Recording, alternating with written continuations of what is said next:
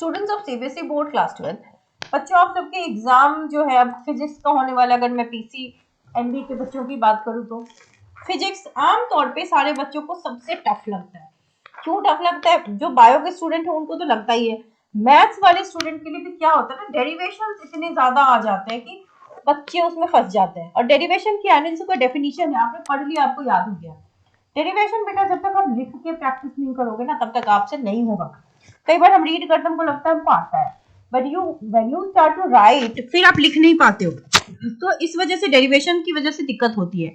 तो अगर आपने पढ़ाई थोड़ी बहुत की हुई है तो रिवीजन शॉर्ट्स देख लो, अगर अभी भी नहीं याद है तो। होते हैं ना कई ऐसे रिवीजन शॉर्ट्स मिलेंगे जो आपको 2 से 3 घंटे में इंटायर फिजिक्स को रिवाइज करवाएंगे। अगर आपने नोट्स याद किया तो उसे भी रिवाइज कर लो। एनसीईआरटी के Q&A अगर किए हैं तो बेटा वो तो बहुत सही चीज है, वो तो करनी चाहिए। एनसीईआरटी के एग्जाम्पलर्स अगर कर रहे हो तो अच्छी बात है, तब तो आपकी तैयारी सही है। लेकिन ऐसे बच्चे जिनकी तैयारी बिल्कुल भी नहीं है, ऐसे बच्चे भी हैं, बहुत सारे हैं जिनकी तैयारी नहीं हुई है, तो बेटा आपके लिए भी एक चीज है कि आप 5 साल के PYQs, 5 साल के सैम्पल पेपर्स देखो। You will definitely find questions getting repeated. जो क्वेश्चन ज्यादा रिपीट हुए हैं वो डेरिवेशंस आप कर लो, है ना। डेरिवेशन आप सारे नहीं कर सकते, बहुत सारे डेरिवेशंस हैं। तो जो आपको लगता है कि सम डेरिवेशंस आर रिपीटेड वो आप कर लो। जो ग्राफ्स लग रहा है बहुत बार पूछे जाते हैं वो आप कर लो। सम स्मॉल डेफिनेशंस आप जरूर याद कर लीजिए, ठीक है। फॉर्मूला शीट आपके पास एक होनी चाहिए, फॉर्मूलाज आपको आने चाहिए। जैसे स्टेप मार्किंग होती है सीबीएसई में, आपको सपोज कोई न्यूमेरिकल पूरा नहीं आ रहा, but if you are writing the given part आपको हाफ मार्क्स मिल जाएगा। उसके बाद आपने फॉर्मूला लिख दिया, अगेन हाफ मार्क्स मिल जाएगा। फिर आपने उसका कैलकुलेशन कर दिया तो अगेन हाफ मार्क्स। और अगर आंसर ले आए और उसको ऐसे ब्रैकेट में डब्बे में डाल दो तो हाफ मार्क्स, यानी कि आपको टोटल 2 मार्क्स मिल जाएंगे। तो इसका स्प्लिट ऐसा होता है, पहले given, then formula, calculation and then answer. तो आपको जहां गिवन तो बेटा सबको दिखता है कि क्या गिवन है क्वेश्चन में, तो दैट यू कैन राइट। इसके अलावा फॉर्मूला याद करके जाओगे तो फॉर्मूला तो लिख दोगे, और फॉर्मूला पे फिर गिवन बिठा दोगे तो कैलकुलेशन हो जाएगा।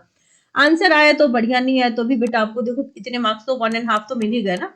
तो इसीलिए स्टेप्स लिखना बहुत जरूरी है। नहीं लिखोगे तो नंबर नहीं मिलेगा, लिखोगे तो टीचर ऐसे जबरदस्ती काटते भी नहीं है।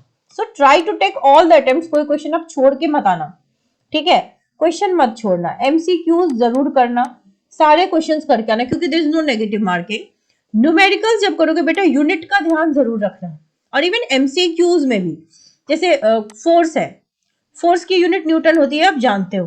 तो ऑप्शन में आप ये यूनिट के हेल्प से भी कई सारे सवाल बना सकते हो कि अच्छा अगर आंसर फोर्स का मांग रहा है तो आप देख लो कि किस आंसर में, किस ऑप्शन में यूनिट सेम है। कई बार ऐसा भी होता है यूनिट वैरी करता है, किसी में प्रेशर की यूनिट दी हुई है, किसी में एनर्जी की यूनिट दी हुई है, किसी में फोर्स की यूनिट दी हुई है।